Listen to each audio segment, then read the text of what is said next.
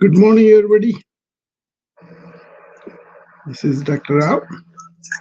I'm doing my early morning meeting, and Saturday I'm going to have a special meeting, which is a webinar actually. This is going to be on the flow, So let's see. I want to give some introduction to that talk today here, so that people have an idea of what is that we are up to, So I do this morning meet with my friends, so that they know what are my activities are coming up, So Saturday, why the flow is so important for us is this is the state in which a lot of people worked in the extra times, because they don't have this pressure and really asking people to deliver in certain time, or you have your own inner pressures of ambition, passion, and really doing stuff under a lot of induced stress, or sometimes out the society and the culture is asking you to do that stress, that kind of thing. That is happening in a lot of places, and people they study well and they get good grades and all that, and then they get good jobs and good businesses established and all that. But what happens is they will be really stressed out after 10 years in their own like a job, their own something that they really relish and all that. But it's not enough to just to do what you like and then what you like the way you do and all that. It is more important to achieve things. That is something I was really um, saw that a lot, and then thought unnecessary, because there is so much easier way to perform these things. Hi Chitra. So it's a question of understanding why we respond the way we respond, or we react the way we react, and why we cannot really be much more relaxed and much more enjoying our life, our work, our relationships. That's the crux of it. That's why there is something called flow state that people do experience. That means, suppose you are cooking at home, you're a mom and you're cooking at home for the kids and for the husband and all that, and you love to do that. And you do that because they allow you to do that cooking and get everything ready. And then when they are ready to eat, you serve them, or you ask them to come and eat because the dinner is ready. But while you're making that, you don't have a deadline, or maybe you have a kind of they are hungry and that, but then not really in the sense of you have all day sometimes, or sometimes maybe a couple of hours, whatever, or you can order these days, But a lot of women at home, they get really stressed out these days because they feel like we're not doing anything just by providing food and everything for my family. There's like a housewife is like a, not a good position. It's not. It's only in the mind, and it is put in by the society. So you're getting what I'm talking about. So understanding why our mind is getting pressures that it is, and also really not being there, and then really working in a way that is good for you, okay, and working in a way that you enjoy what you are doing, and working in a way that you spend very little psychological energy. So it used to be people were in uh, always not chattering, maybe enjoying silence once in a while, because either they are praying or they are going and sitting in groups where they're chanting the God's name and then doing bhajan and all that. Or they're kind of taking it easy because worldly success was not a big deal. Whereas Atmanandam, that means in yourself, in your soul, you are happier. You discover that your soul is the happier thing, So that kind of thing is possible. I happen to discover that on my study of the ancient wisdom and see how cool they are, how neurologically very cool they are, and the exquisiteness with which they carved the shilpas, that is the statues. You go and take any look in any temple or anywhere, a painting, a music, or a literary piece, you take a number of them, they are really beautiful.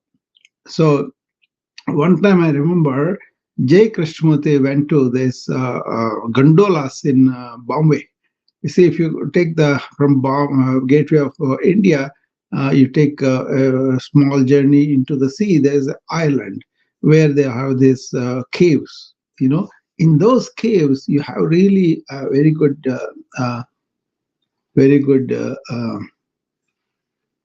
What do you call? More like uh, elephants carved in stone, black stone. And also there is one Trimurti that is really, really well carved. And then he saw the fineness of the sculptor's skill in carving out that particular statue.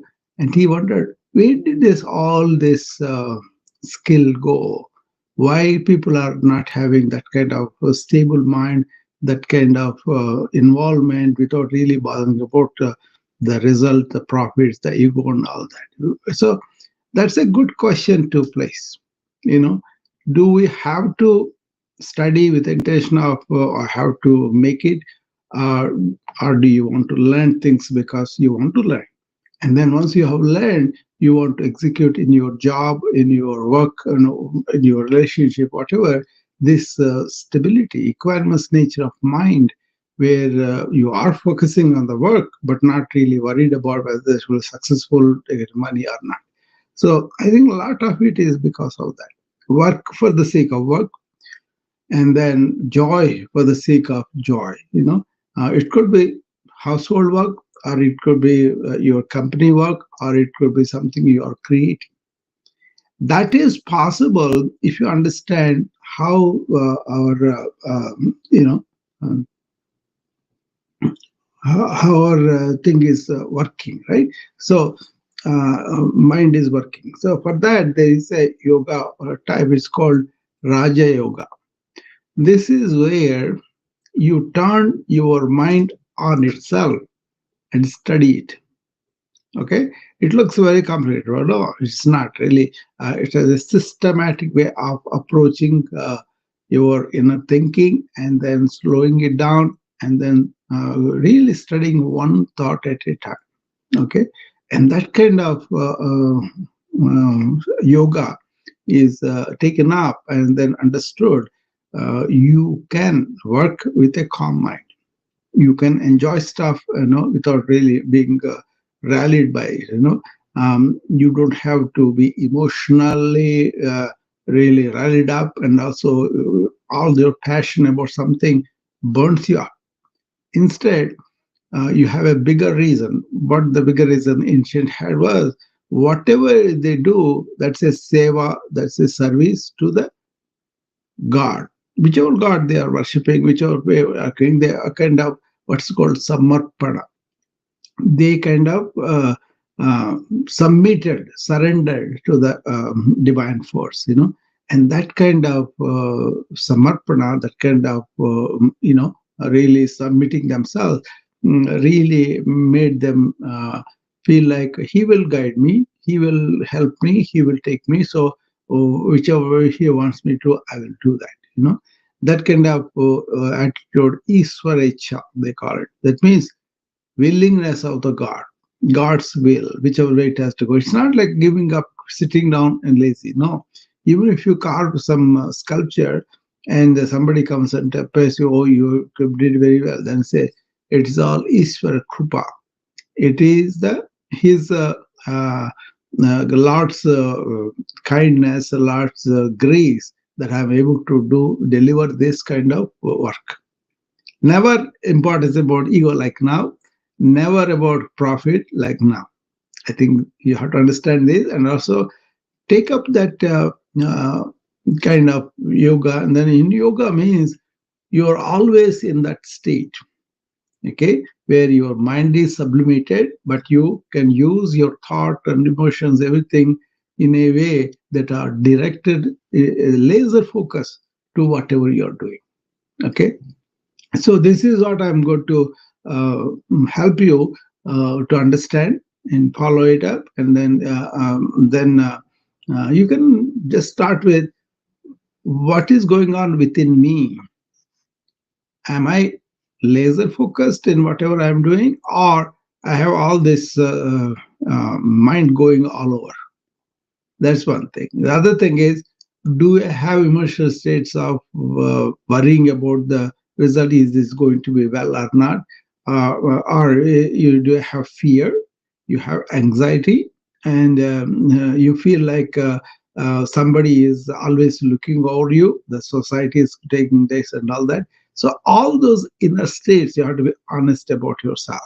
Or am I going to be very focused only when I'm threatened with some fine and penalty or punishment, or somebody is going to laugh at me, or all those fears people have, right? So can you go and take up a job and enjoy it and do it completely, so that the work itself becomes your uh, booster of your energy, of your feeling, of what you are doing, and you feel fulfilled and satisfied, and then come, that is that's kind of thing that was lost.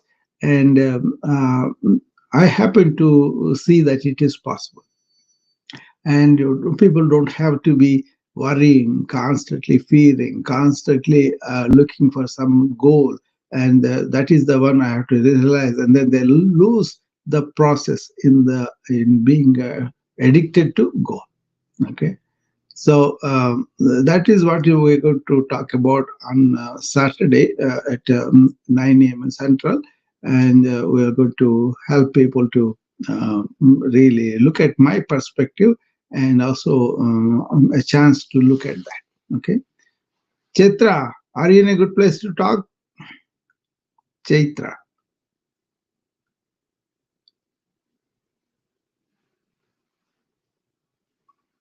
I don't know whether she can hear me. So if you're in a good place, you can talk. Chaitra. Yes, Ah, yes, doctor. How yeah, are you? I'm good. How are you? Yeah, doing great. What do you think the need of this kind of you know understanding to be in flow? This in this fast pace is very much required, doctor. Yeah, Like this is the one which make us be in our focus on our direction. Actually, what you were saying, the focusing yeah, part, it yeah. really is a must for our entrepreneurs. Not if not an entrepreneur, also Hmm. we need in our life Yeah, I because think the knowledge. yeah, Yeah, like I said, anybody, or a housewife or an entrepreneur or a big corporate leader, everybody needs it, Chaitra, these days.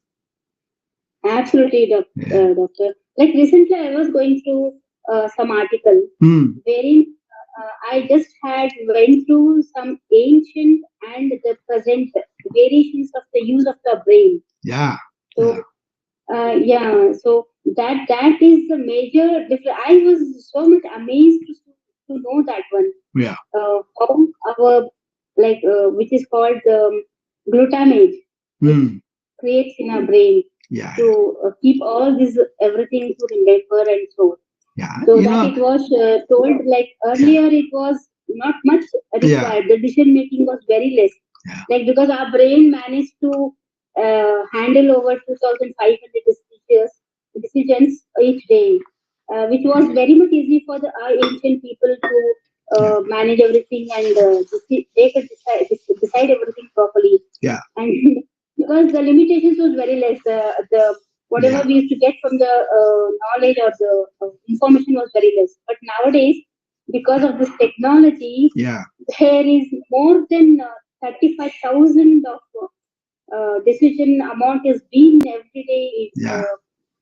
That's true. Yeah, So many that was the thoughts are thing. coming and going, and Yeah. there is, So but that. the difference is, Chaitra, what I'm talking Mhm. about here is the neuroscience is there, the understanding of the six neurohormones is there, and then we have developed a Yeah. lot of science on that. That's all fine. But we're not talking about chemical reaction only, but our own impulses, our own Mhm. influences by what we learned, what society we are seeing, and all that, that kind Yeah. of secretes these hormones and all that. But the whole thing is, Mhm. can you be silent for a while? You see, not necessarily thinking all the time. And that has become the fashion. That has become the trend because people are exposed to a lot of things. People are asked to talk about or think about a lot of things. And we are doing that automatically, and that has become a problem because mind like a machine, you have so much machine learning happens, and then the machine thinks by itself like that. But we made Yeah. our mind, our brain, like that long time ago, and that's where the modern things have really focused on only thought. When I first taken up this Raja Yoga, when they said you got to turn your mind onto itself, that seems like oh my God, what an impossible thing this is. And then it's not really. It's kind of understanding what it is. So let me bring up my friend Mark Thurston. He wants to say something. So we talk sometimes on the note. Hey, Mark,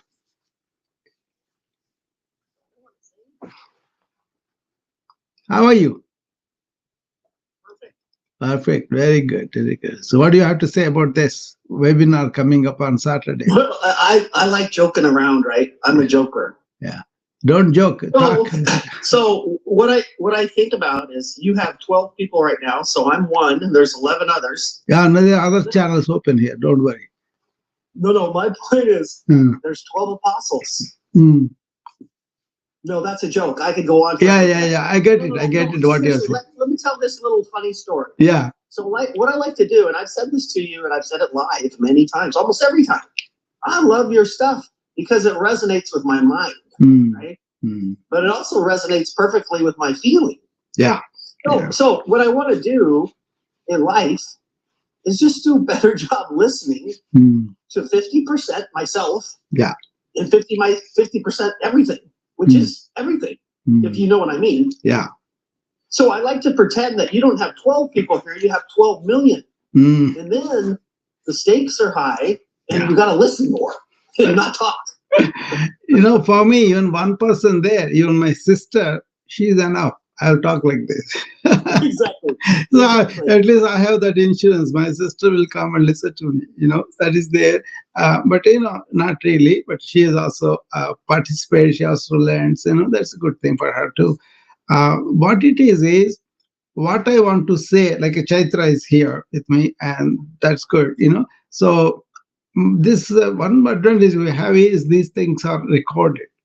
So it seems a lot of people come at their own time and listen to them because they contact me with questions and all that. Then I know that these few people, not many, but few people contact me, and for the discussion sake. Then I'm happy. Even you and me, we talked lots of times. We kind of happy that we talked, right? So Yeah. you are enough, Mark. If you just talk, that's enough for me. Well, the funny thing is, I did have a real question. Yeah. And I've had it forever Hmm. since I discovered a good friend who enlightened me on a whole bunch of stuff. And I have utmost respect for Indian heritage going back thousands and thousands of years. Yeah. So I've noticed that the Indians that I'm most enthused about are him, and he's a very, very smart guy. And you have this thing that is like your brain is really fast because you know a lot of stuff.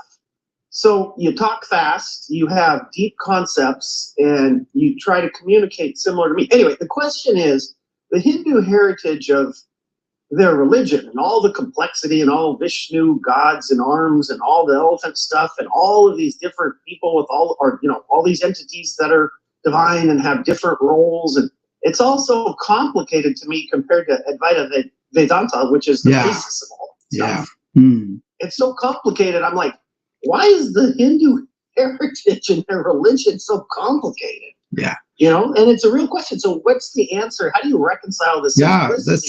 That's a very good question and gives me a chance to put everything in perspective. Awesome. That's a very, very good question, Mark, because you have heard about Vedas.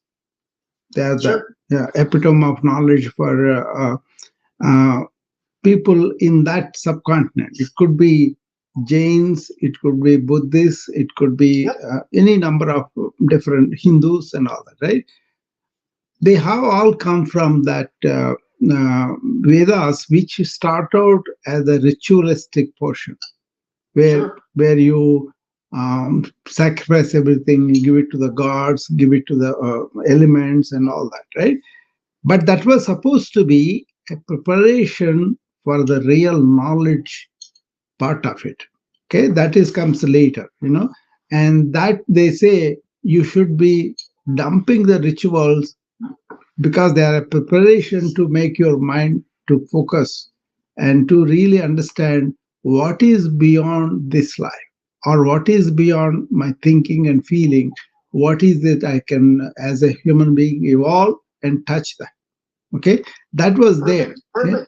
But what happened in modern India? They are burying themselves in the ritualistic. See, that's the problem. You see, that's why they don't have this knowledge part of it. Getting only few people really get it and live it and enjoy it. You see, that's why this whole thing is like a Dvaita and Advaita. In Dvaita too, there is a God outside and me, the Jiva, here.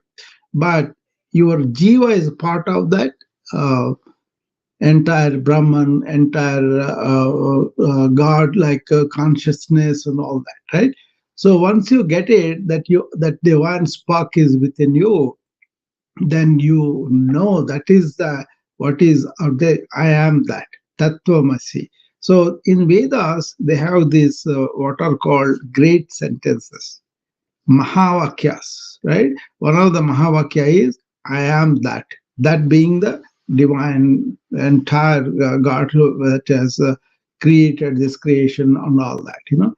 Actually, they said Sarvantaryami. He is present everywhere. Everything has it.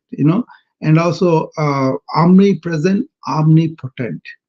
So there is no place it's not there.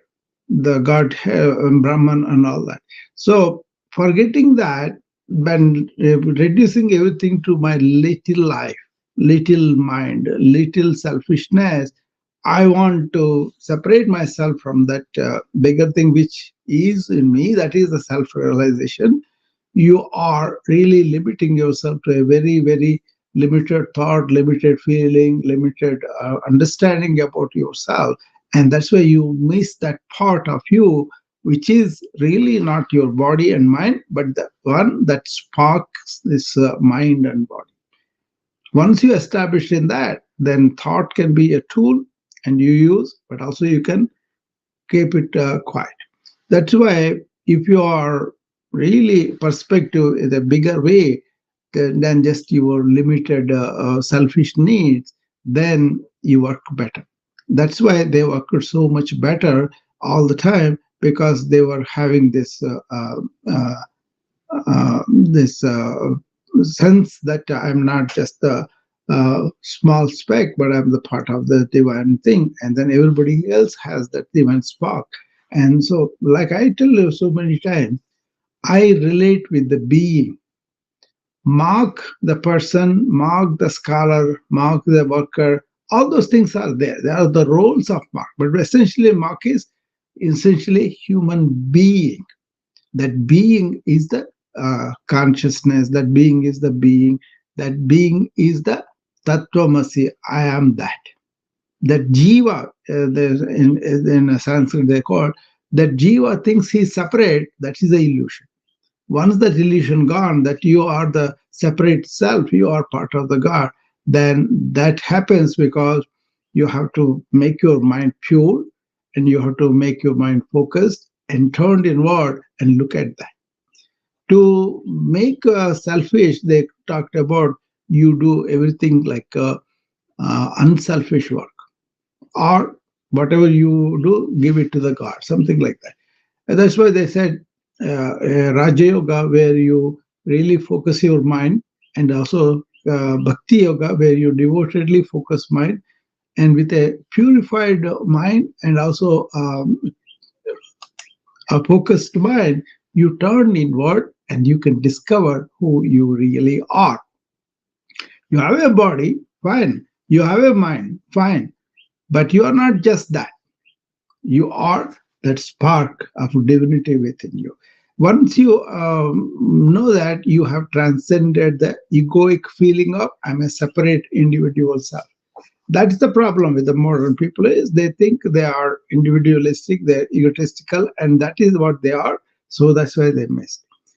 Even the people who are doing all the rituals because they want to have, you know, comfort and luxury in this life or afterlife, and that's why they kind of mired in that, you know.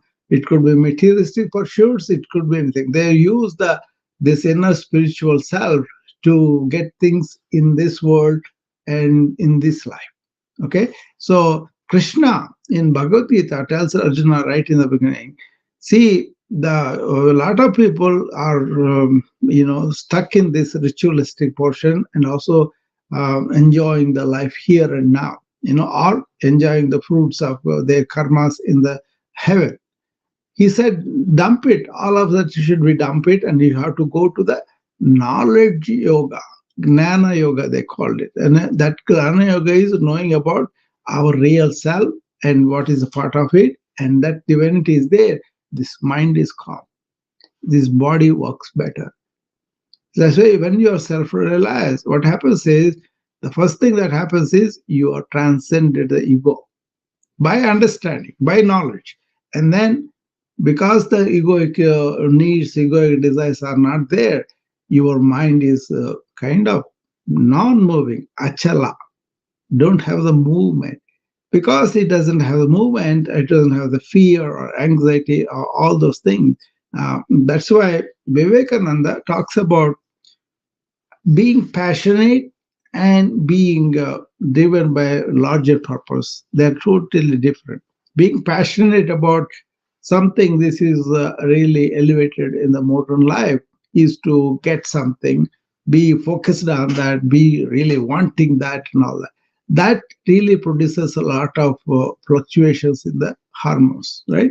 And that's why a lot of people are burnt out, spent, because they don't have a larger purpose, just to make it and get enjoyment or get the properties, whatever. Whereas the ones who has no place for this worldly life, but then spiritual feeling, spiritual enjoyment, spiritual love, and really accepting everybody as one, they are much more in the enjoyment and doing things. That is the flow I'm talking about. That is possible. You don't have to be earning a lot of degrees. You don't have to be reading a lot of scriptures. You don't have to be really elevating yourself detached from life. No, you can embrace life much better, much more, and you can accept everybody as a part of one whole. That is the Advaita, only one.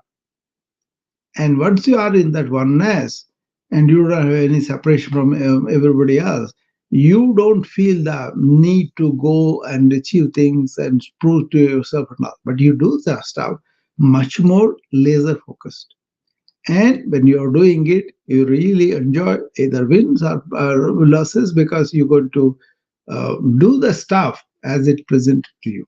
It's not like I have a goal oh, I have to work for it. I have to, make self really all worried about it. We do, right? We do that, So whenever you remember, what is my large focus? What is really valuable in life?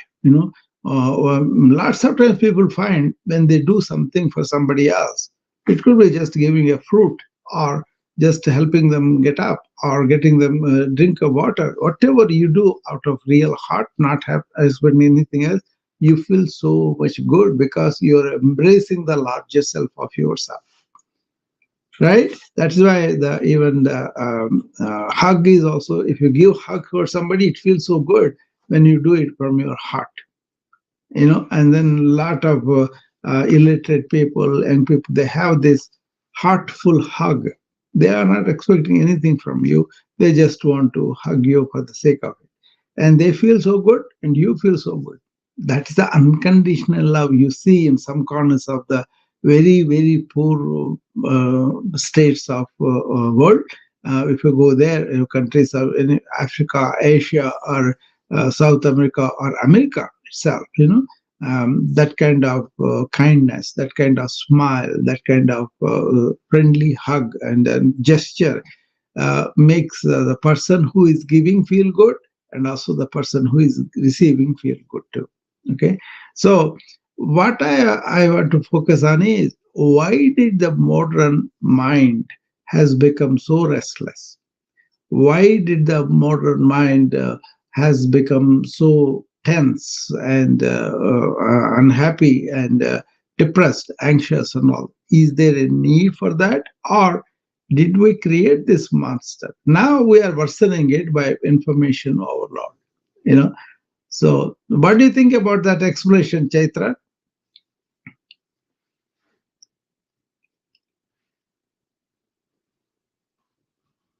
I don't know whether she is still there or not. I see her. So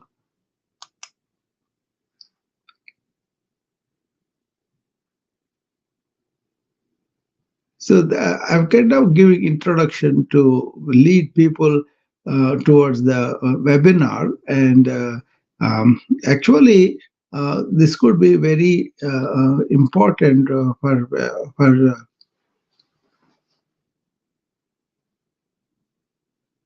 Okay, that's fine. I don't know why that is happening, Chaitra. Some technical issues. Okay, that's fine. So it's a question of really understanding what is the tranquil state while we are working. What is that inner fulfillment that gets by focusing completely on that? If you understand, and it has nothing to do with money, it has nothing to do get you getting value from somebody. It is how you keeping your inner self, inner interior, free of anxiety, free of worry, free of pressure from the society and all that, but you do something completely um, involved, immersed, and laser like focus. That is possible. That is happening, and people are experiencing spurts.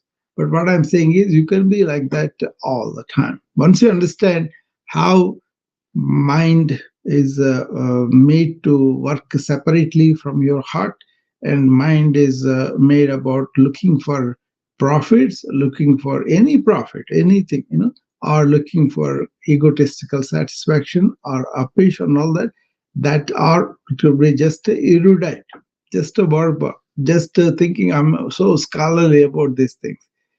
It's not being knowing a lot of stuff. It's being simple in your interior. Really throwing away all this fame and name and recognition, money, and all that, throwing away. And in the moment, what you're doing, you are laser focused. That is possible because that's the system of Patanjali. Is a very important book in my opinion, and really a lot of people studied 20, 30 years, and didn't get the essence of it because you don't have to so much stuff, so much knowledge. It's about in this moment. I'm with my friends. I'm talking about why we need this kind of uh, really being very quiet inside and also enjoying what we are doing. Suppose we are eating food.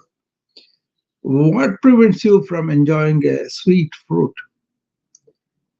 And then your attention is not there. You may be eating mechanically because you're hungry or filling your stomach. But on the other hand, you kind of bring your attention to that fruit. You bring your attention to your biting and chewing and enjoying the taste, and you're savoring what you are eating. At the same time, you are not driven by your own greed for the food or your own anxiety. I may not get food, like, none of it. Your mind is tranquil, but it is enjoying what you are doing, and you are here and now. That is lost in modern time because people are always lost to the what happened in the past or what happened in the you see what happened in the future, what's going to happen in the future. You say always in the mind, in the thoughts.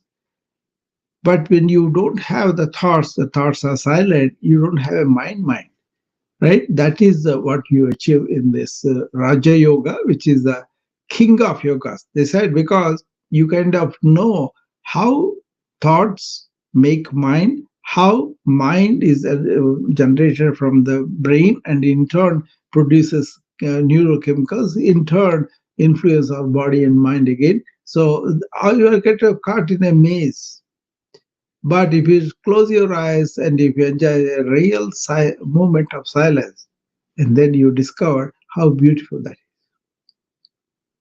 Okay, so you get to understand that, and then it's not going to be in that 1 hour you're going to get the clues of this. No, your mind will be is much more established in its own ways. It will run, it will feel, it will fear, and all those things will be there.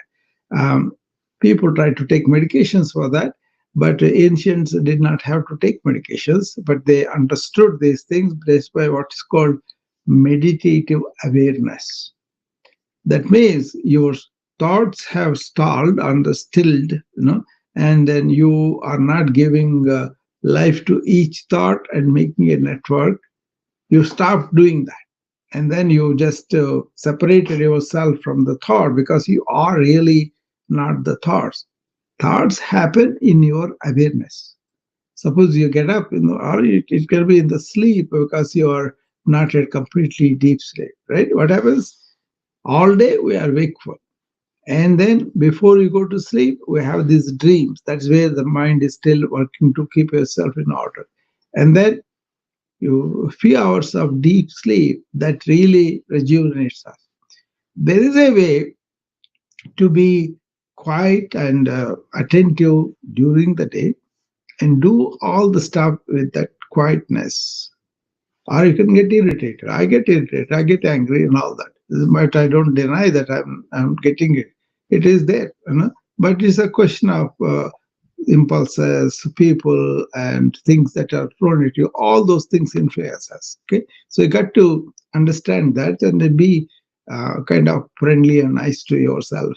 You because it's not something that is you invented. The society, the parents, the school, so many people unknowingly throw this stuff at us. Unknowingly they make us go this way, thinking this will be good for them. But then, if you can really take a break from all that rumble and rustle outside in the world, and you calm down and you kind of slow your thought. First of all, you gather your thoughts. Then you slow them down. Then you go to one thought and stay there at least a couple of minutes. They want 144 seconds, but so much there. And then what happens with that? Then you go beyond that one thought into the silence. That is where the most of the ancient wisdom is, beyond thought. So you got to be really stop all the noise, and then your real inner self, which is self-luminous, really you don't have to identify, because then thought comes again. You can feel that kind of fragrance, energy coming out into doing stuff for the world. But when you are doing it, you are not driven by thoughts, you are not driven by the worry that is created by thought, you are not driven by the depression or fear or despondency that is created by thought. Once you learn how to really thoughtless awareness and be in that, and then you start to do stuff and end thought as it is done, you will be much more better. Okay, so that's what I practice. I'm really living it, and then that's why I'm trying to share with my friends. But it is not going to come just because I'm educating you on that.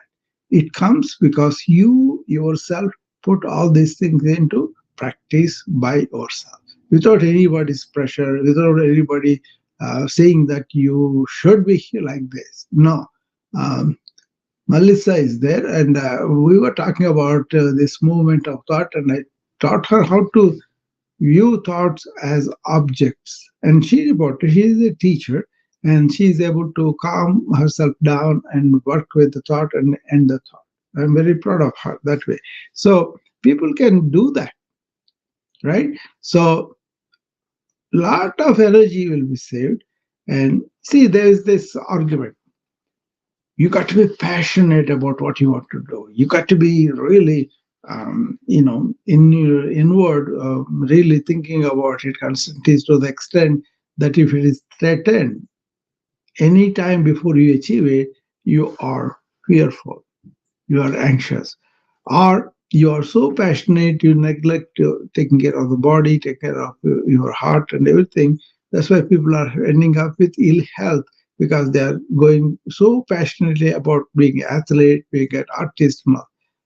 But the better thing would be, have a bigger goal than yourself, something spiritual, something that is helping the world or other people or other systems, or just being a human being. That is what Vivekananda argued about. Modern passion for work to working for the Lord, for the something to bigger, divinity and all that.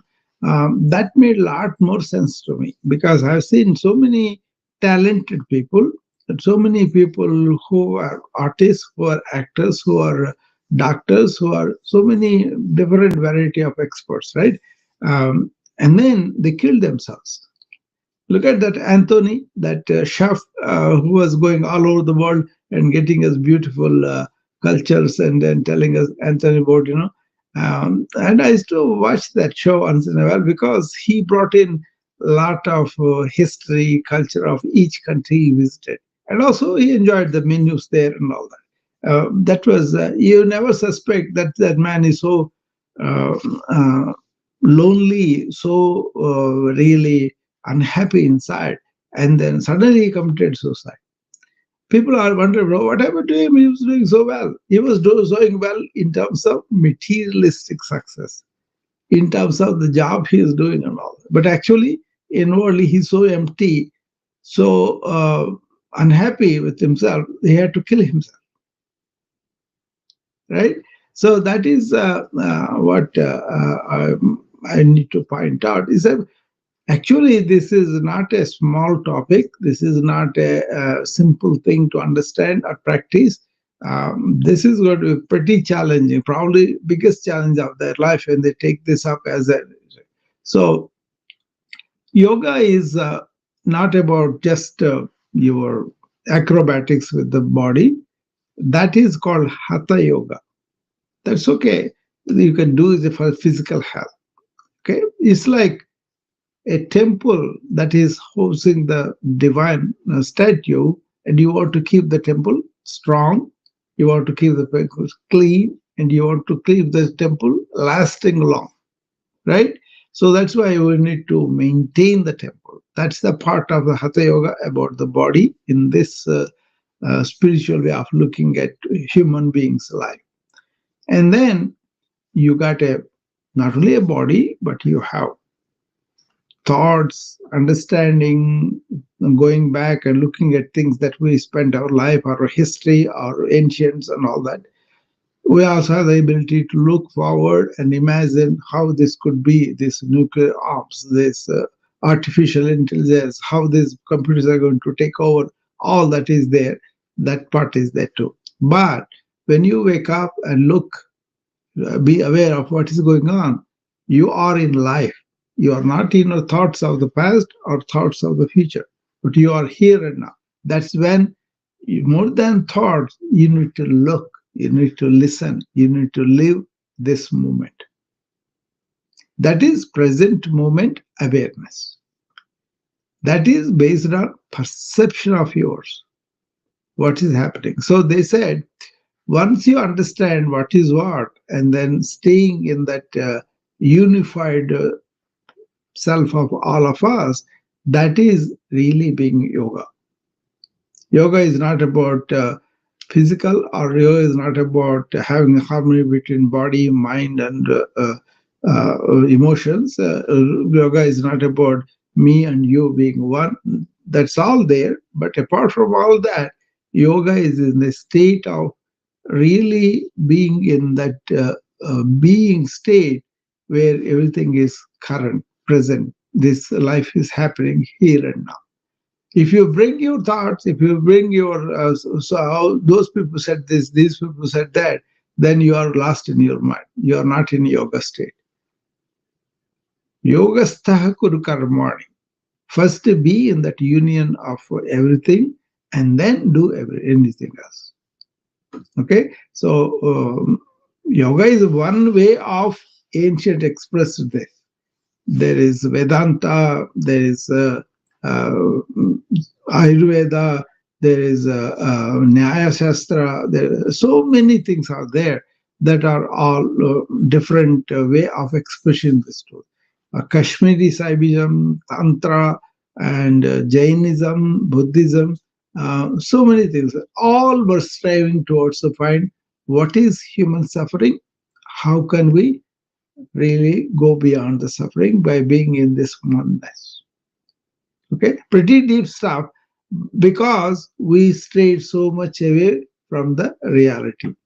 But once you really see what is the here and now real, and learn to be in the present moment awareness, not thoughts, awareness, that is basically a thoughtless state, that is really being in flow.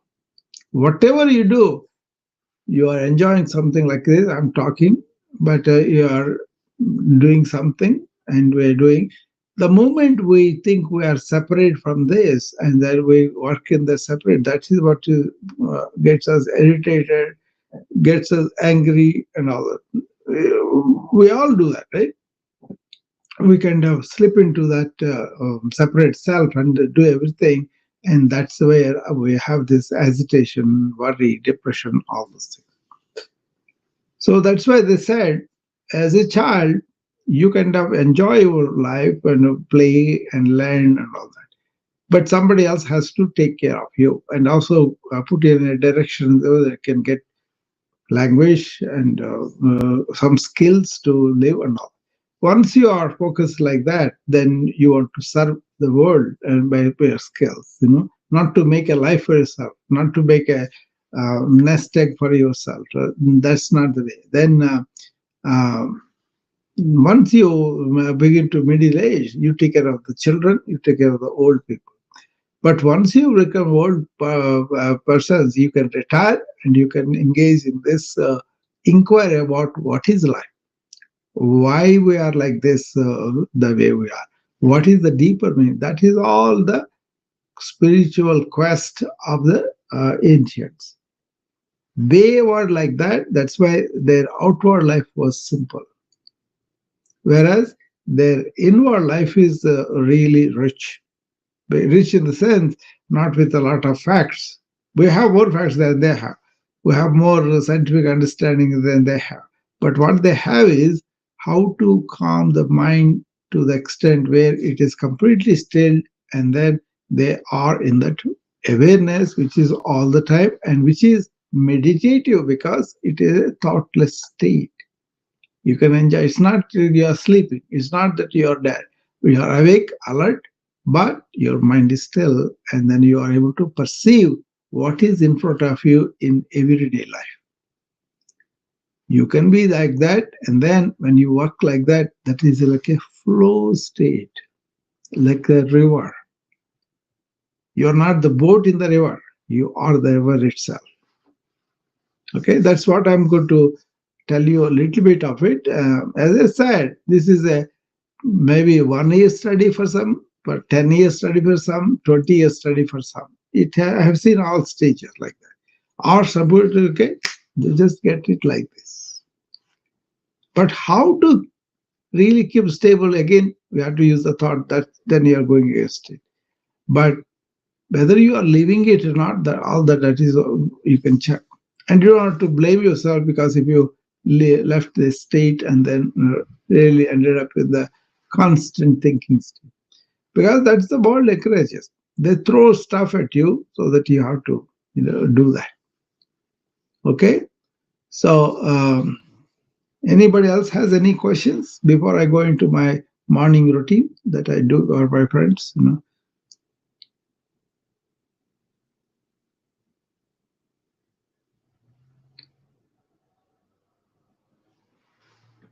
So this series I'm doing mainly various aspects of proactive wellness, but then a lot of new things I will discuss with people who have been with me and then who wants to go at a depth.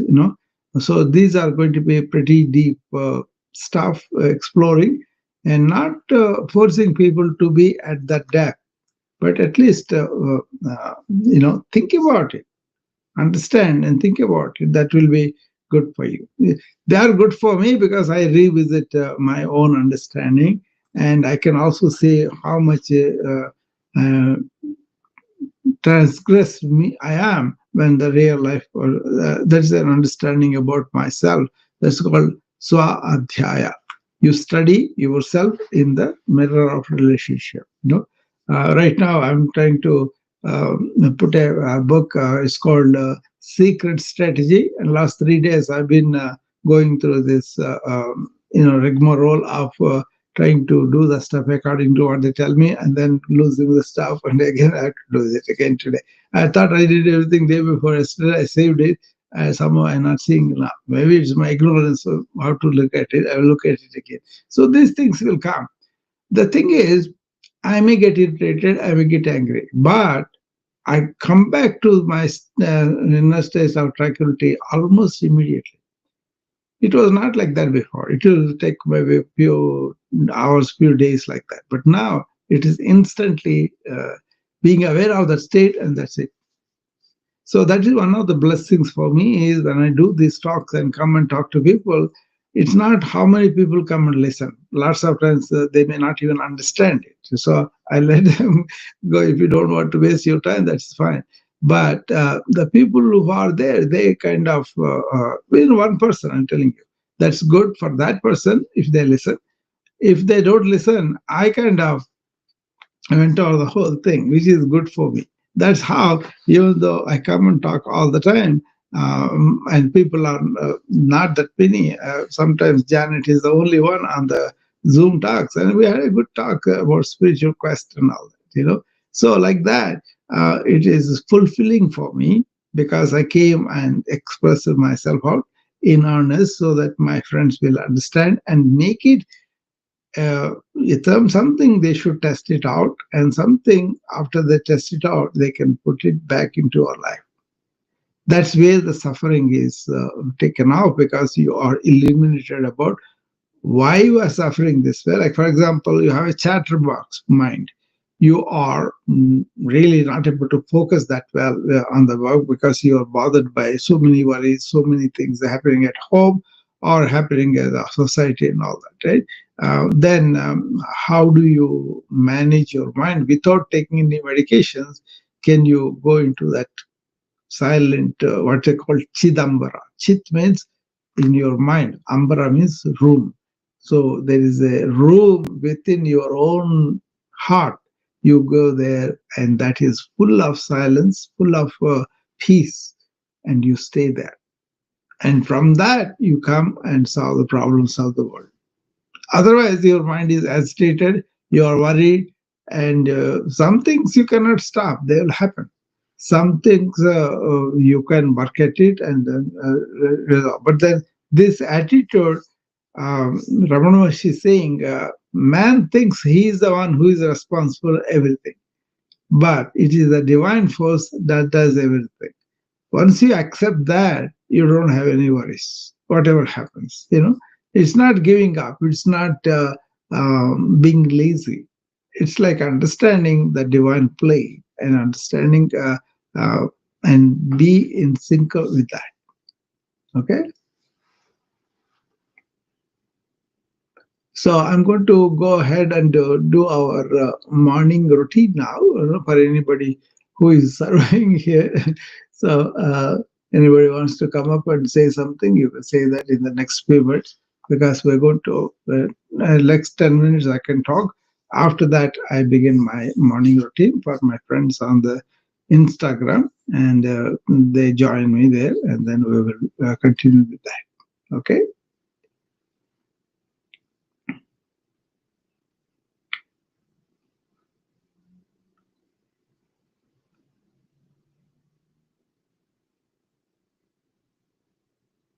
All right, we will slip into our morning routine. This is a morning routine I kind of reverse engineered from seeing the stress in our life and burnout in my life, in other people's lives.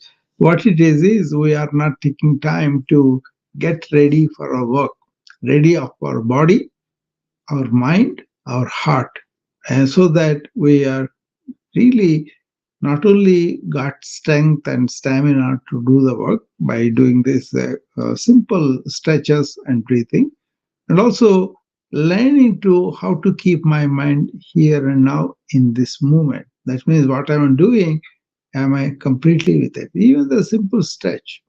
I'm not thinking about what's going to happen tomorrow, how do I do it? No, that's not the time for it.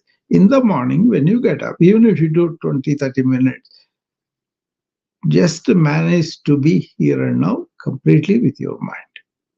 So you can do by a couple of things. You can follow the touch of the air on the nose as you breathe in and out deeply. And also you can feel the sensation in your body with the stretches, with the bends that you do. And cultivating the habit of observing thoughts as objects. All this makes you keep your mind here and now. That's the main thing about this hour, is an hour of awareness. Not thinking all the time, but thinking consciously and ending thought consciously. You can practice here. You are started to stretch and breathe with me, then your mind goes something, and then bring it back to here and now. Am I here and now? That's what I will be saying all the time. So you learn how to really focus your mind, and it will be laser focus later on. Okay. But then you take that like a perfume to the entire day, right?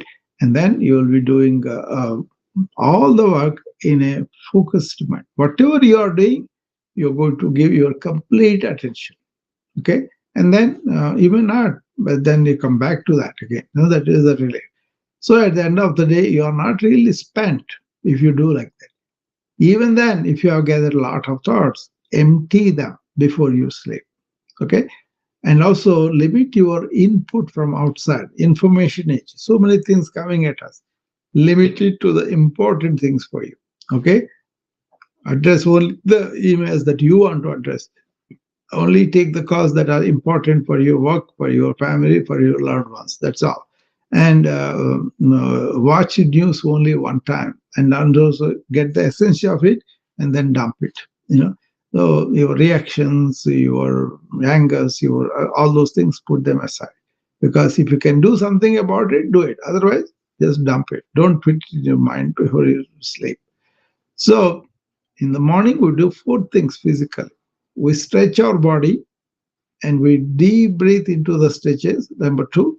Number three is we try to keep our mind here and now, and by focusing on the breath, focusing on sensation in the body, and also observing the thoughts as objects. That's the fourth thing we do physically here in this exercise. Okay, and I'll be telling you, focusing again, come back to the present moment and all that. And then once you learn to be in that presence, carry that through the day. Whatever you do, you're just sitting down and then just enjoying a movie, or whatever you do, sitting at the window and looking at the tree outside. There are beautiful pink flowers full of the in front of me, beyond the window there. We can see that completely, right? And then finally, what happens? You kind of uh, you kind of focused mind and energize the body. Then you want to open up your heart in the spirit of service, giving some service. Even I'm doing a room, I can be the service of sharing my knowledge or my experience, my perspective with the friends. Not that they have to follow, they have to take it right away. They got to think, and they got to find out the truth of the matter. And then once they understood that, then they have to allow it to happen in their life. That is the what happens in the spiritual life. You don't have to be anybody's slave. You don't have to agree with everything. You don't have to say that I have to follow this. You have to find out the truth of the matter first. So investigate. That's called manana in Sanskrit. That people don't do. They don't reflect. They don't find out. They don't research. They don't try to understand all that. They may have the natural instinct, like, oh, this is all lot of fluffy stuff, and then you go and find that impulse. Find it is fluffy, or you are prejudicial, and then you are judging that with your own limited knowledge. So that will also go. Eventually, you will be the winner because you have found out what is the truth, and you are independent. You are not following anybody in that sense. So energize the body, alert and aware and awake, energize the body, have insights of how your body and mind are working, where your heart is, and also do this primordial sound where it reverberates with your own inner nadis, nerve channels, or not nerve channels, energy channels. They are all purified, your energy is not blocked, and you are much more healthy that way. And then finally, you connect with what you are, the universal self within you as a spark. So you are that. You don't have to be going for anywhere, temples, churches, masjids, none of it. It is right here. It's not ego, it is beyond the ego. So that is what the yoga practice will do. Being one with that universal self is yoga. For that, you have to have a good, healthy body, sharp, focused mind, open heart. Okay, then you will be charitable, you will be loving, you will be kind, and you will be sympathetic, empathetic with people. Okay, so prepare your body to be able to do whatever you do. Keep the mind focused so that you can focus on what you want to do, what you want to contribute, and really open up your heart so that all the love, kindness, everything pours out of your heart to the people and to the life. That's what we are going to do. Four things we do. Again, stretch the body, deep breathe, keep the mind here now, and study the whatever thoughts come as objects. And three things you cultivate. I don't want to react for everything. I will take a gap and deep breathe and then evaluate what is this to be reacted or responded without emotional turmoil. You want to respond without emotional turmoil. That's one attitude you want to carry. Second attitude, I'm going to give to the world, give to the life, service the life, not about me and my luxuries and all that, but about what is that I can give. Okay. And then the final thing is, even if you win or lose, I want to take it equanimously. These three attitudes you want to cultivate. So altogether, seven things you want to live every day in the morning and go to the work and contribute to life. Okay, so let me pull my chair back a little bit, and then we'll do the exercise. I will go and sit on the table. That way I can do everything with a erect spine. Okay, so you can see me with that.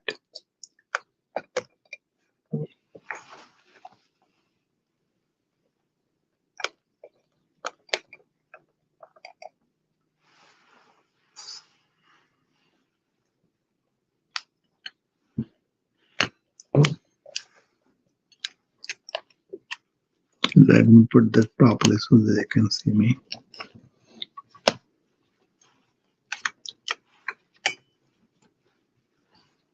These wires are coming in this way. Okay.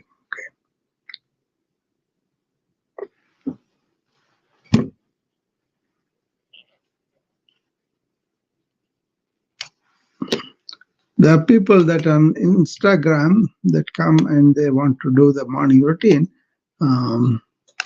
That's why I'm doing that for them.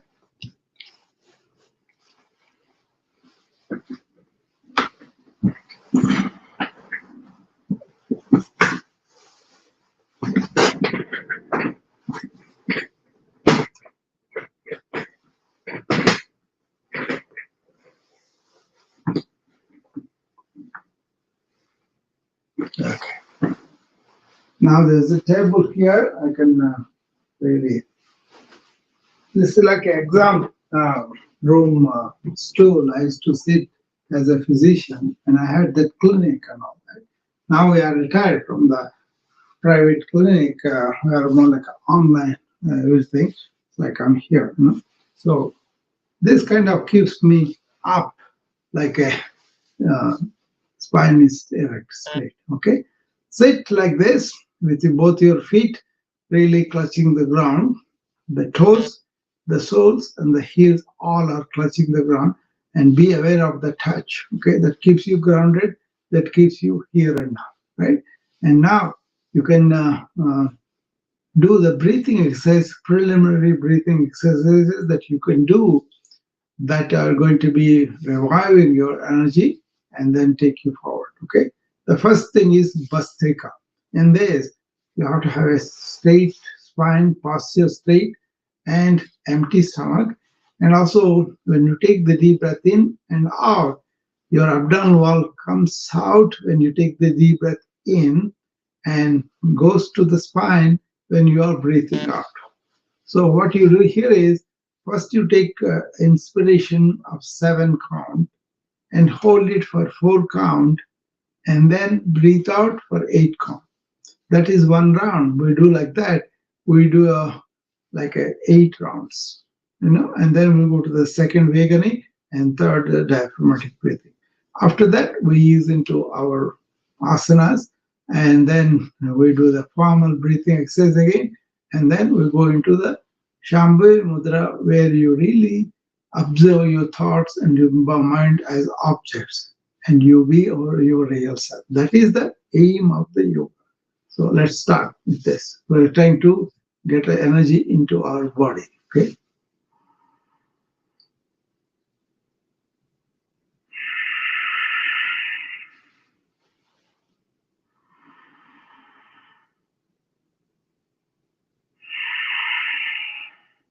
To complete,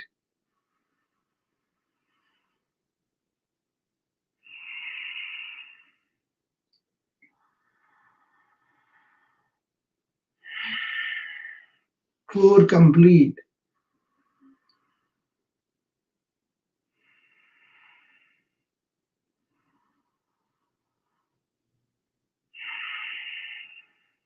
6 complete,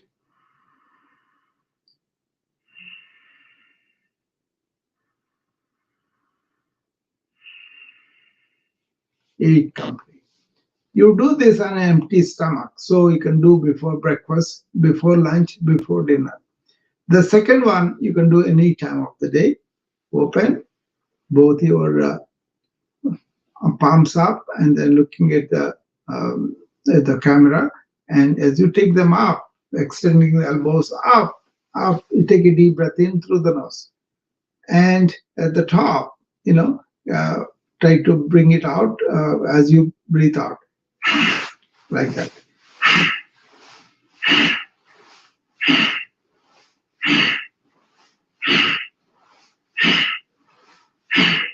Okay, those are 8 times. You can do any time. You take a a minute every hour and do that. That's a good for you. Now the third one to warm up is the diaphragmatic breathing, clasping your hands, putting them under the chin, and as you breathe in, as you lift your elbows to the side and above your shoulder and above your head, you kind of take a deep breath in and let the head fall back too. On the top, open the mouth and whisper the word out ah as you breathe out. And then bring the elbows together to the front.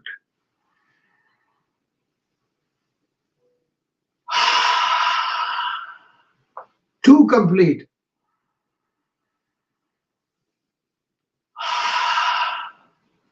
Three complete.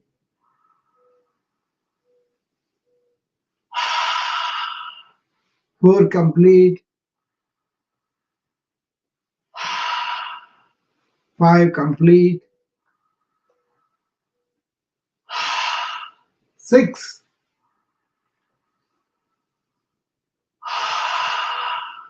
Seven.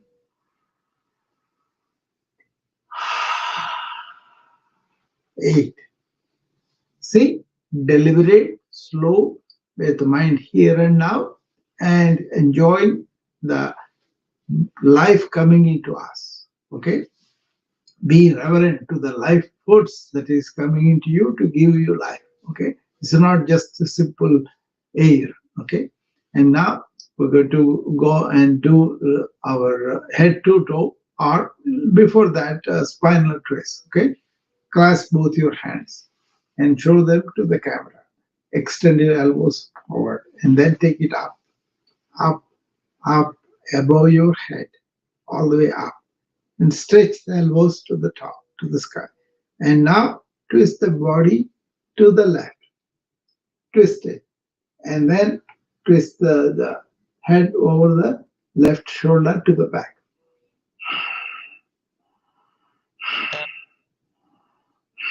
Sthira Sukham Asana. Once you assume that stable position, do the breathing for a while.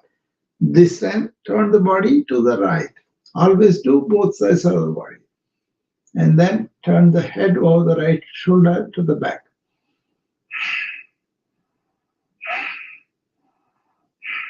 And come to the center, stretch your ceiling and lean back. Lean back.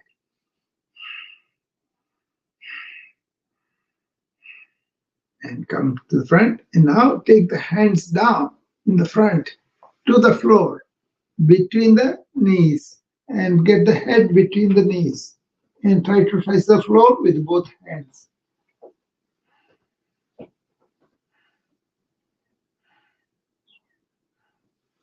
And come up after 3 breaths. Take the hands all the way up and now unclasp and relax. Between asanas, do this relaxing 3 breaths. Sthira Sukham Asana. That means comfortable, stable posture. Okay, now keep the right hand on the left shoulder and left hand on the right shoulder. Sit tall and now turn the body to the left. First the body and then turn the head over the left shoulder to the back and stay there for 3 breaths.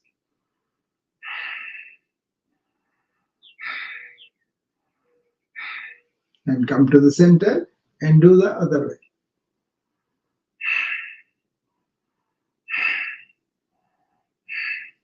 And come to the center and lean back. Lean back with the head and neck and the shoulders going back. And come to the center and lean forward.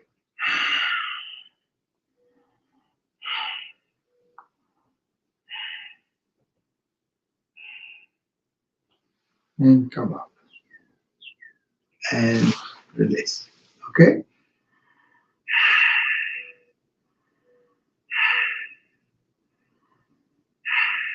So now press the right hand on the left hip in the front and take the left hand to the back and take it to the right hip on the back and keep it there. Keep the spine straight and really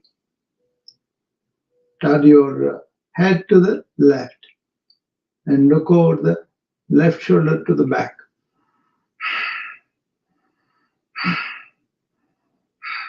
And release and come back and do the same on the opposite side.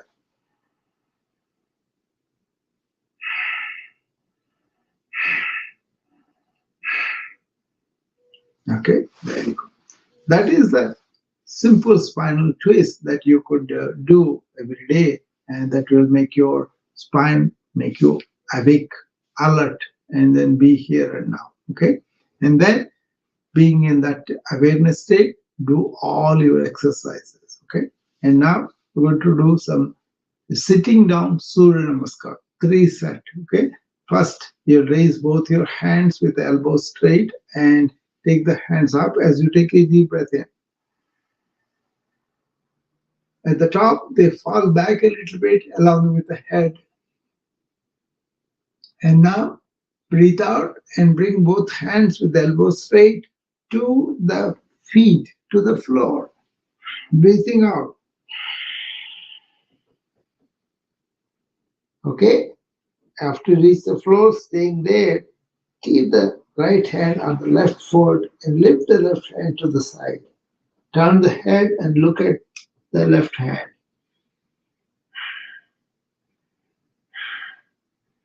3 breaths there, and bring the left hand down to the right foot and elevate the right hand to the side. And look at the right hand by turning your head. And bring it down, and then put the hands clasped together around the right knee and breathe out and bring the right thigh to touch the abdomen. And bring it down and place it on the floor, the right foot. And now clasp hands together around the left knee and bring the left thigh up as you breathe out and touching the abdomen. And bring it down. Okay? And now keep the hands down and bring them up all the way. That is 1.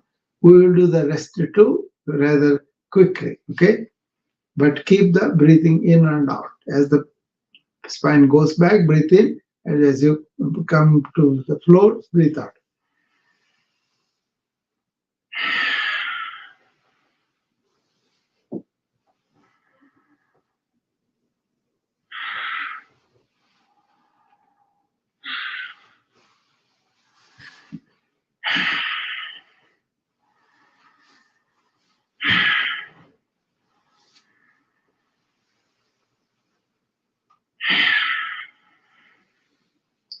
Number 2. Now number 3.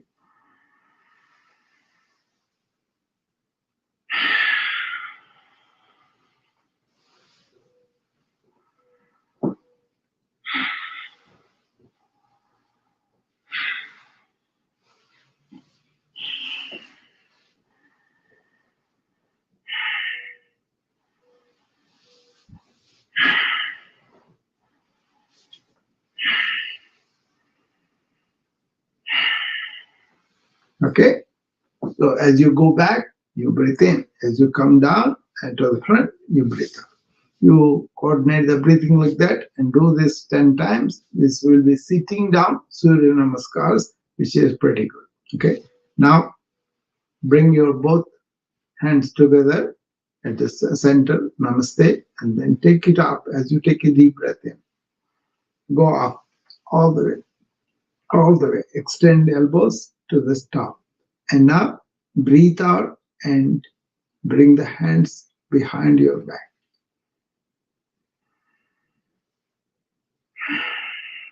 2, 3, 4, 5, 6, 7, 8. And bring it down. Relax for 3 breaths.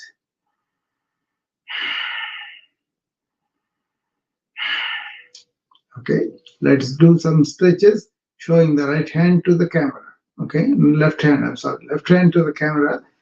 palm up. And now bring the right hand over the top of the left fingers and pull them towards you. You'll have exercise for the fingers and follows the wrist. Okay? And stay there for 3 breaths. Do the same on the other side. Okay? Pull it back.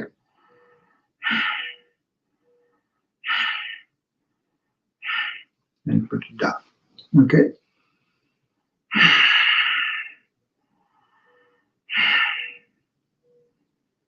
And now do the other way, pulling the left hand down and placing the right hand on top of this wrist and then pull it back.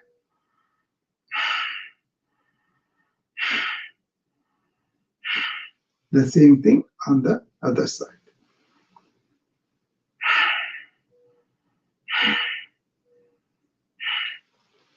Now hold on to the left wrist with the right hand and elevate the elbow up over the head and pull the left hand towards the right shoulder.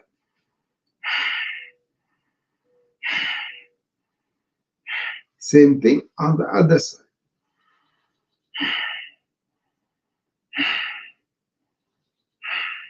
And release and come down. Okay, there you are. And now hold on to the left elbow and turn it towards the right shoulder.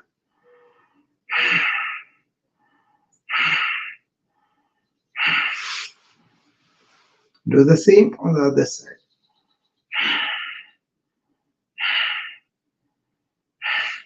And release and come down. Okay. Place your left hand on the left shoulder and hold on to the left elbow on the bottom with the right hand and push it up.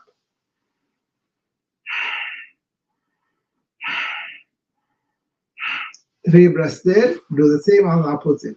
Right hand on the right shoulder, left hand under the left elbow and push it up.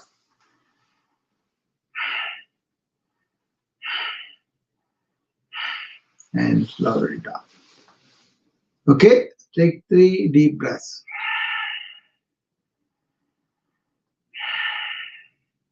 Remember, sthira sukham asana. Sthira means stable, sukham means comfortable, asana means posture. Okay, now raise both hands to the side, palms down, and your fingers are stretched to the side. And then with the fingertips, draw a circle. 2, 3, 4, 5, 6, 7, 8, 9, 10. Stop and go the reverse direction. 1, 2, 3, 4, 5, 6, 7, 8, 9, 10. Bring the arms straight out to the front, both palms facing each other, and turn the palm outward. And then swim and get the water out of the way as you press both your scapula in the back and crushing a imaginary pencil between the scapula. And stay there for 3 breaths.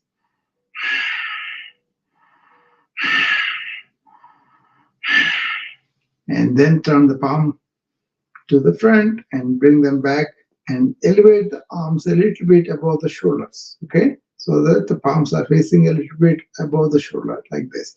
And now turn them palm outward and swim again. Bring the water out and press the pencil between the scapula.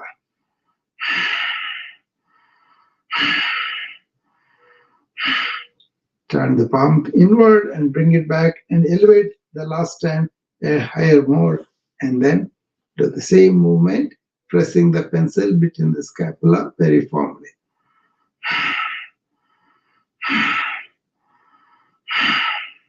And come back and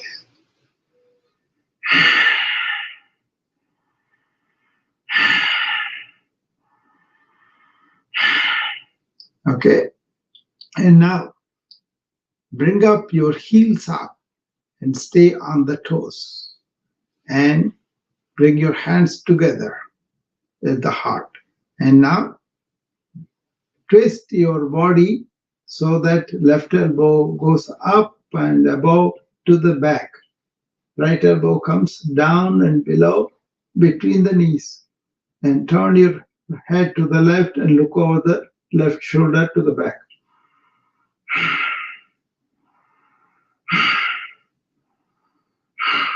3 breaths, come back and do the twisting on the opposite side and turn the head over the right shoulder to the back.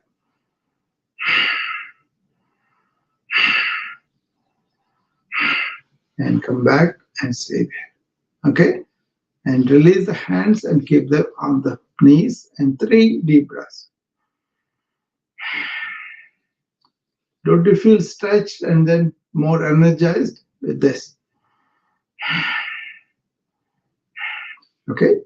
And now we're going to look at the other way.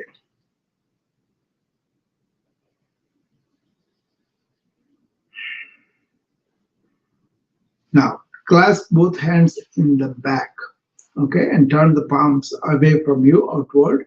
And as you bend forward at the lower lumbar spine, head coming between the knees, let the hands raise up in the back. Breathe out.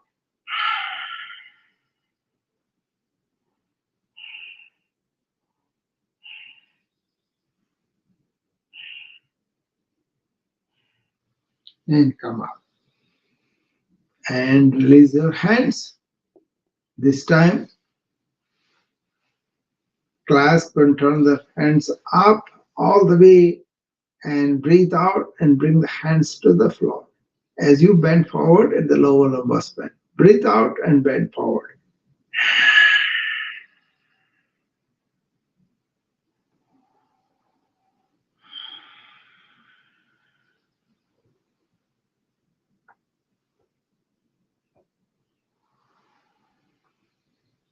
Breathe in and come up and unplug.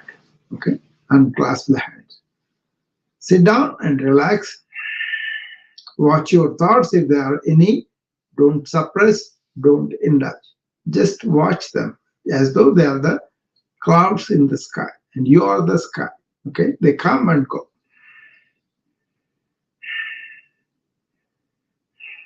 Now, lift up the right foot up, up, up, and then hold your knees with both your hands and come forward as though your head is trying to touch the knee. Keep the foot elevated, knee straight. And put it down. Do it on the opposite side. Lift up the left foot up, left knee straight, and then bend forward as though you're trying to touch the knee with your forehead.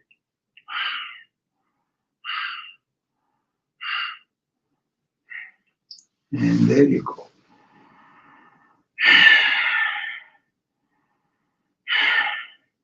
Now, keep your left hand on the right knee and take the right hand to the back and hold on to the left side of the stool. And then twist your spine to the right and twist your head over the right shoulder.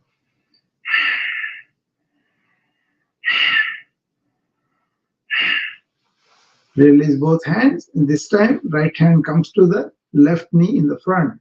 And right hand goes, right hand comes to the left knee and left hand goes in the back to the right side of the stool. Hold on to it and twist the spine and head over the left shoulder to the back.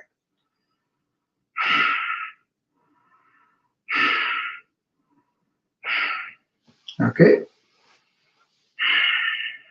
This is spinal twist a little bit. Okay. Now, keep the right foot on the ground and lift up the left leg and place the left thigh onto the right thigh. And now twist the left ankle around the right ankle. And then on the top, right hand under the left hand and sit tall in your hand. Okay.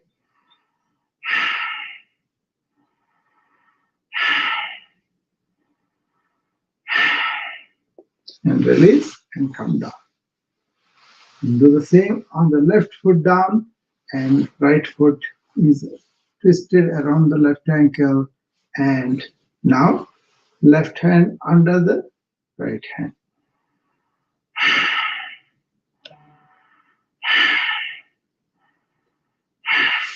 Release and take 3 deep breaths.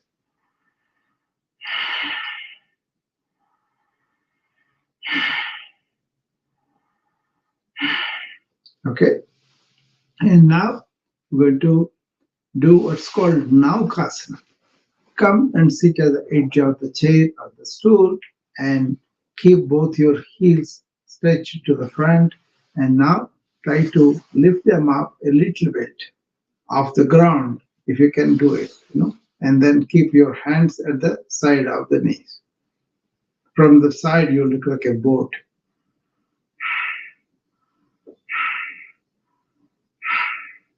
And keep them down and come to the norm. Now we'll do Gomukhasana. Keep both your hands hanging by your side. Lift up the right with the right elbow straight, and you go to the shoulder level. Turn the palm at this level to the upward, and then bring the hand to touch the right ear. And then bend the right elbow and place the hand on the top of the spine. Okay, and now take the left hand from below in the back and come meet the right hand. Crawl up. Sit straight and keep your triceps straight. You'll have a stretch on that.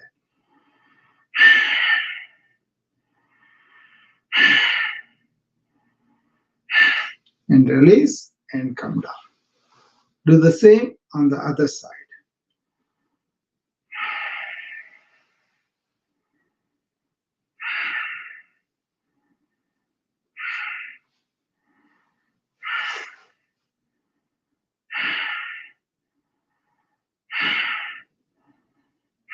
And release and come down. So that is the Gomukhasana. Okay, very good for the shoulders and the neck and the back. Okay.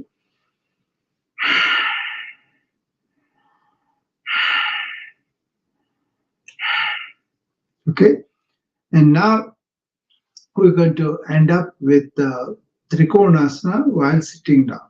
Okay, what you do is you step both feet wide apart. Okay, both feet are turning towards that side, right to the right side, left to the left side, and you spread the legs as much as you can, and elevate the arms, and then turn them palms towards the front, and then twist and come and touch behind the right foot, the right hand, and then lift up the left hand up and turn your head and look at the left palm and bring the left hand to touch the left ear.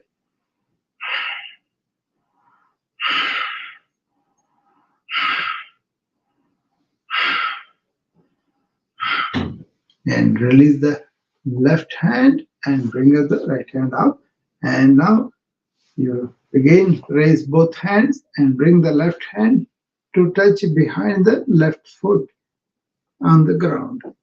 And bring up the right hand to touch the right ear.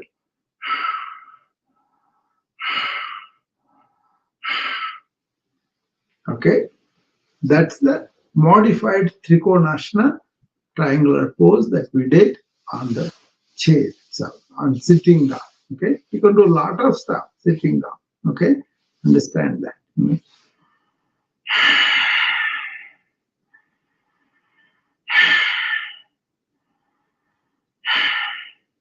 Okay, now we are done with enough stretching and energizing. I hope you are in the AEIOU.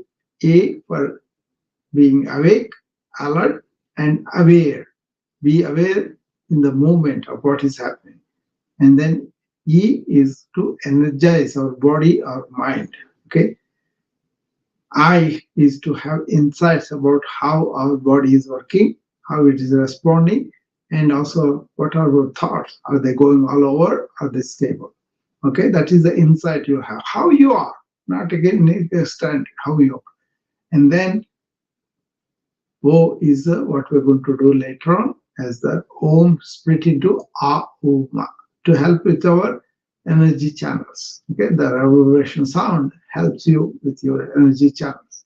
And then U is really realizing our inner divinity that is us, not our body and mind.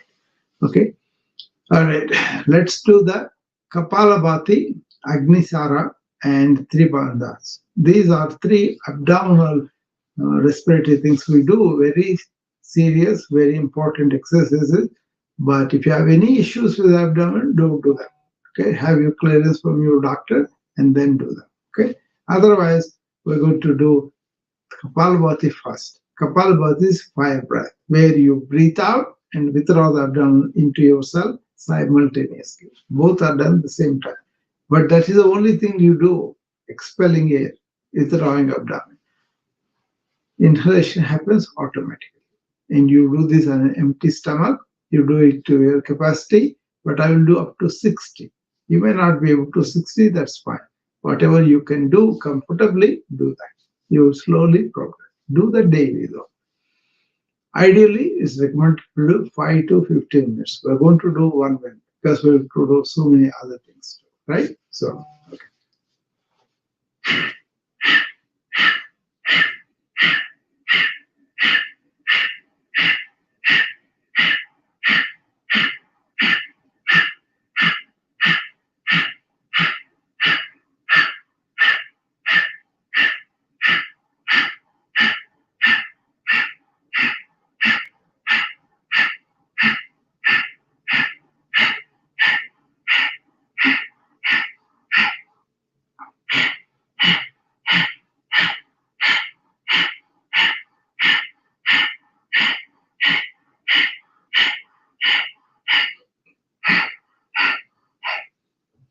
okay, do as much as you can do, okay?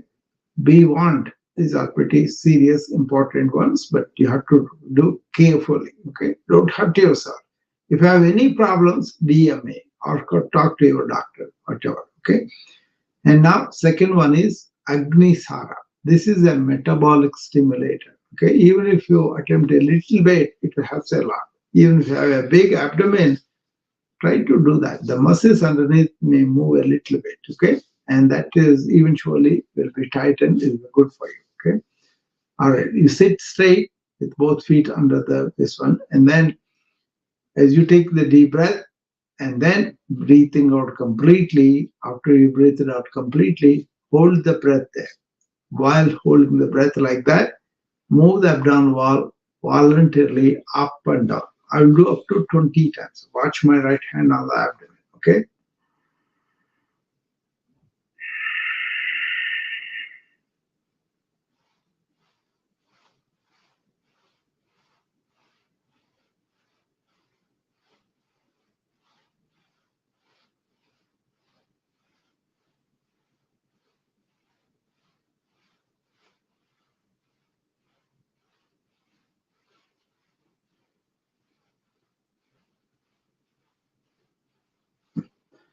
There you go.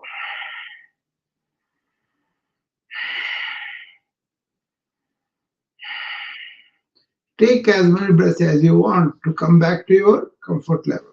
Okay, don't push it, don't rush it. Okay, there's no competition, there's no trophy. Just you feel comfortable and ready for your work.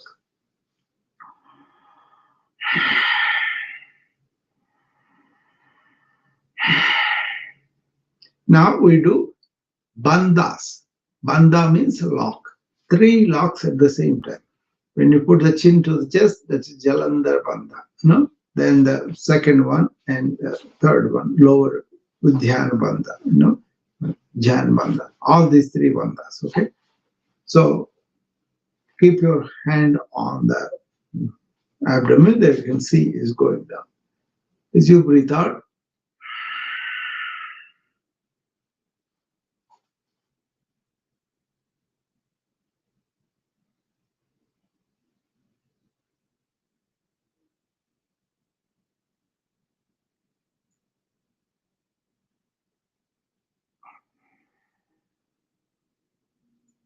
Breathe in and come out.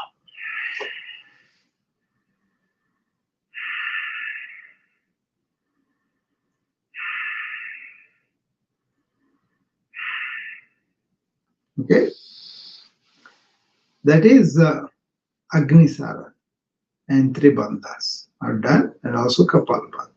After that, we'll do Anuloma Viloma, alternate nostril breathing. Using the right hand and using the thumb and the ring finger, you close alternate nostrils. Start by closing the right and hold on to it, and then take a deep breath in through the left. Close the left, release the right, and breathe out through the open right. Now, take a deep breath through the open right, close that, and release the left, and breathe out through the left nostril. That is one cycle. 4 more, starting with the left.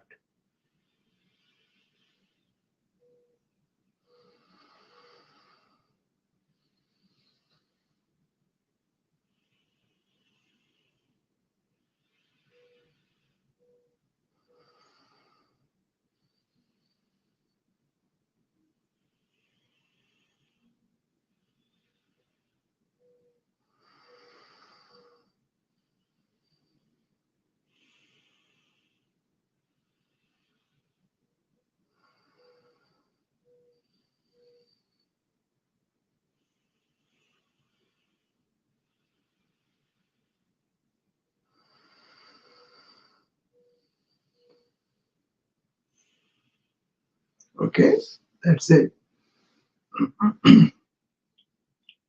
This is Anulom Vilom.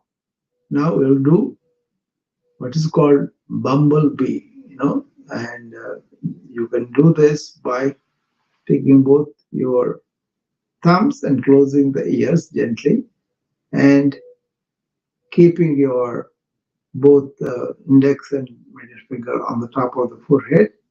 Close the eyes and beat on the below the eyes, both of them, and little finger around the mouth. You can do other way too, where you can stimulate the facial nerve by keeping all these fingers down like this. Okay. Then if you take a deep breath in, and when you breathe out, and breathe out with a noise.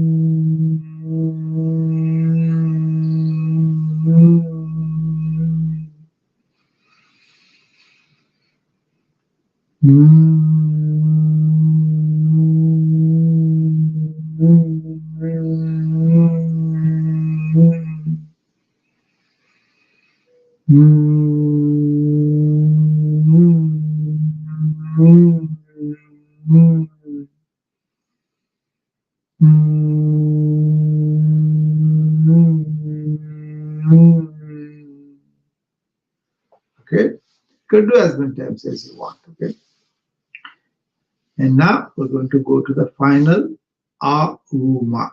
Om, that is the primordial sound, split into 3 letters. A for the abdomen, U for the chest, and Ma for the neck. First, what you do is take a deep breath in and open your mouth and say Ah loudly so that the sound vibration acts on your nadis, energy channels in the abdomen. Okay, let's do that 5 times. Ah,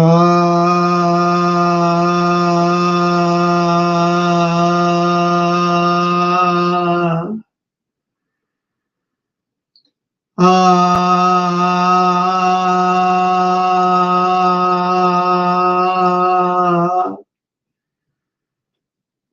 ah,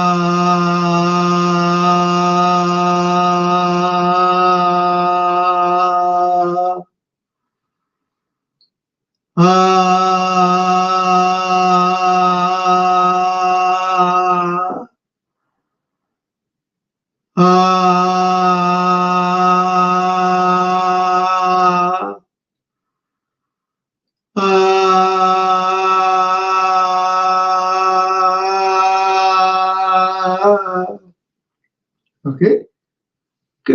times as you want. And let's do woo few times. Woo.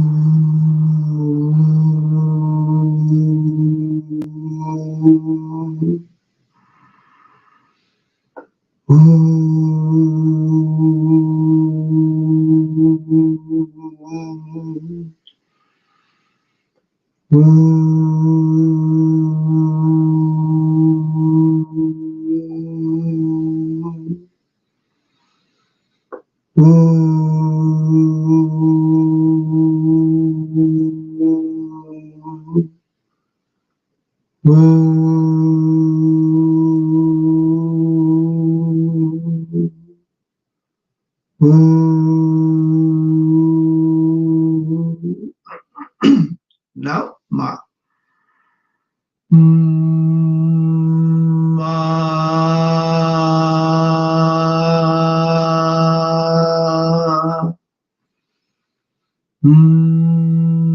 Ma. Ma.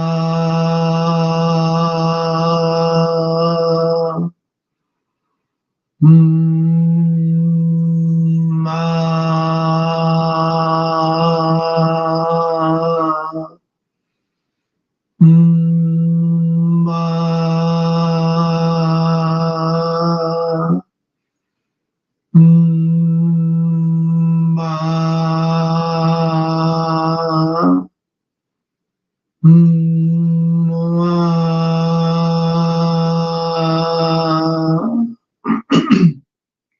Okay, that is Aoma.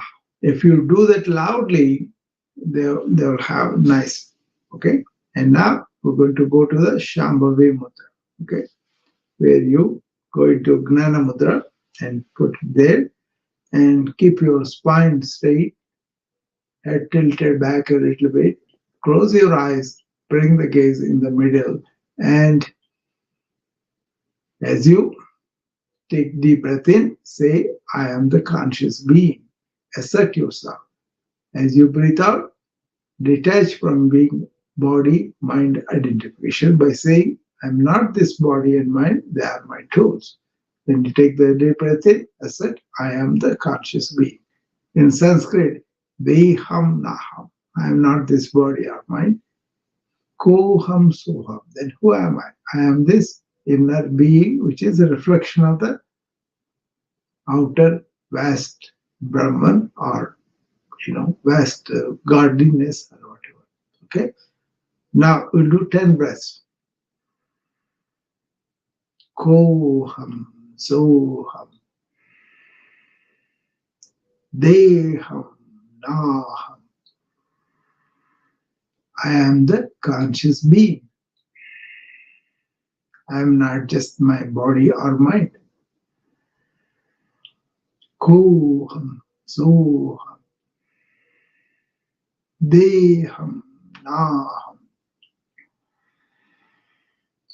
I am this conscious being. I am not just my body or mind. Koham, Soham, Deham, Naham. I am the conscious being. I am not just this body or mind. Koham, Soham, Deham, Naham. I am the conscious being. I am not just my body or mind. Koham, Soham, Deham, Naham. I am the conscious being. I am not just the body or mind. They are my tools.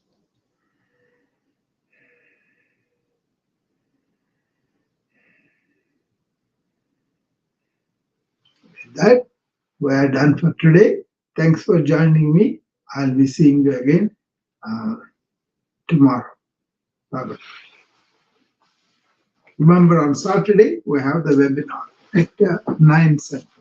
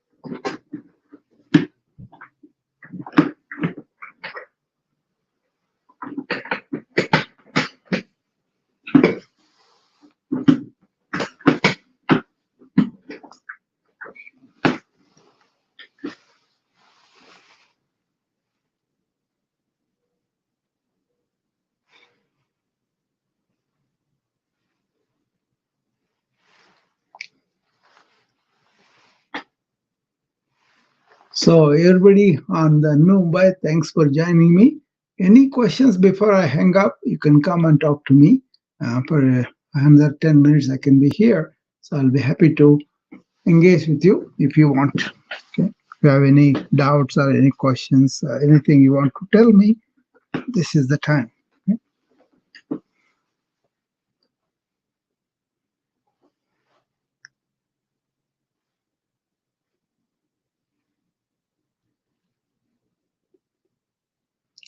So once again, reminding you, I have this Saturday webinar at 9 a.m. Central, and I have put a link in there. Hopefully that's working. If not, I will send a new one, and hopefully I will see you, many of you, on my Saturday webinar. Thank you. I'll be seeing you again as my time permits. Bye-bye.